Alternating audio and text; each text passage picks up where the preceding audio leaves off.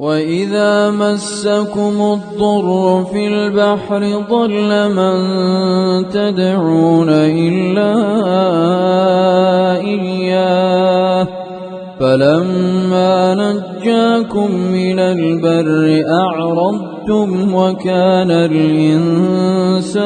كفورا أفأمنتم أن يخسف بكم جانب البر أو يرسل عليكم حاصبا ثم لا تجدوا لكم وكيلا أم أمنتم أن يعيدكم فيه تارة أخرى فيرسل عليكم قاصفا من الريح فيغرقكم بما كفرتم ثم لا تجدوا لكم علينا به تبيعا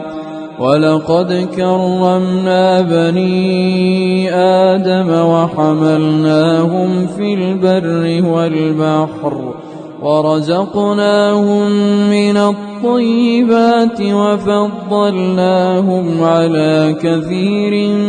ممن خلقنا تفضيلا يوم ندعو كل أناس بإمامهم فمن أوتي كتابه بيمينه فأولئك يقرؤون كتابهم ولا يظلمون فتيلا ومن كان في هذه أعمى فهو في الآخرة أعمى وأضل سبيلا وإن كادوا ليفتنونك عن الذي أوحينا إليك وإن كادوا ليفتنونك عن الذي أوحينا إليك لتفتري علينا غيره وإذا لاتخذوك خليلا ولولا أن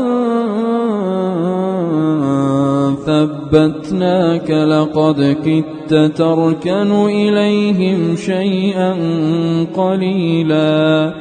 إذا لأذقناك ضعف الحياة وضعف الممات ثم لا تجد لك علينا نصيرا